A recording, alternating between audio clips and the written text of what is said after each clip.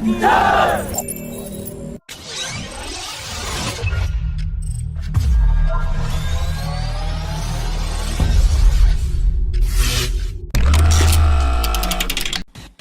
his latest interview to the Indo-Asian News Service yesterday, the Indian Air Force chief has said that the Air Force has currently planned for 83 Tejas Mark 1A fighters, 114 MRFA fighters, 36 AMCA Mark 1 and 90 AMCA Mark 2 5.5 generation fighters, and 70 HTT-40 basic trainers. And once again there was no mention of procuring the Tejas Mark 2 fighter jet in the interview.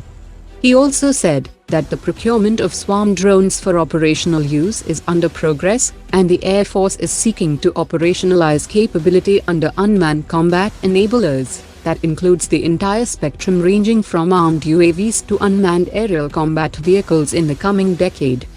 He also said that a joint review of the AMCA program by the DRDO and Air Force was conducted in August 2020, while the critical design review is planned in December this year, and the work is on towards development of next-generation technology demonstrator. He also said that the Air Force plans to induct 114 MRFA fighters in phased manner, for which qualitative requirements are being finalized, and the program would be progressed under Make in India initiative with focus on transfer of key technologies to Indian production partners. The Tarmac Media House has released a picture of the Tejas SP-36 fighter jet on the assembly jig at the Tejas division at Hindustan Aeronautics, which is the 16th and last of the single-seat FOC standard Tejas Mark 1 aircraft ordered by the Indian Air Force, and will be handed over to the Indian Air Force in 2022.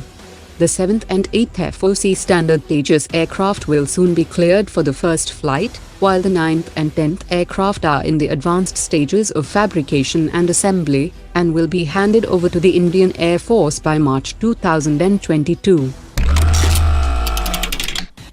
India's private sector firm SSS Defence has defeated the Israeli firm Fab Defence, and has bagged a contract to upgrade an initial 24 AK-47 rifles of the Army's Southwestern Command, and this contract is very likely to result in larger contracts. SSS Defence's upgrade will provide a new foldable buttstock for the rifle, a new dust cover that will allow mounting of sights, and changes to the forend that will allow mounting of a bipod, as well as a handguard and vertical grip. SSS Defence has also offered to upgrade the rifle with a flash hider at no extra cost, since it was not part of the requirements issued by the Indian Army.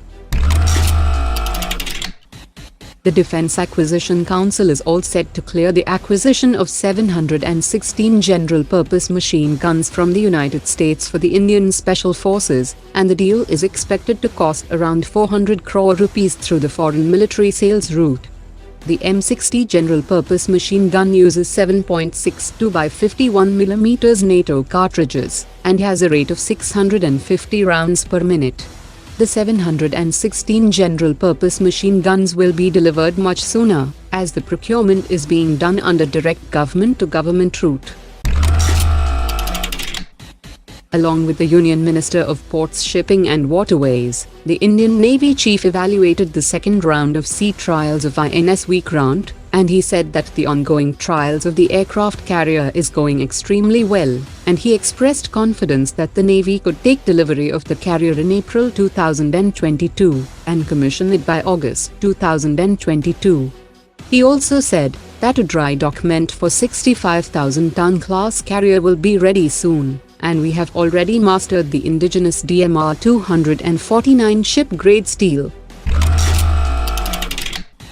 Prime Minister Modi met with his Spanish counterpart Pedro Sanchez on the sidelines of the G20 summit, and he invited Spain to invest in India's defense sector. India has recently signed a contract for 56 C-296 aircraft with Airbus Spain, and the Spanish firm Navantia is also competing in Indian Navy's Project 75I to build 6 next-generation conventional submarines, and Spain's Juan Carlos I class vessel is also among the top contenders in the Navy's procurement of 4 landing platform dock amphibious vessels.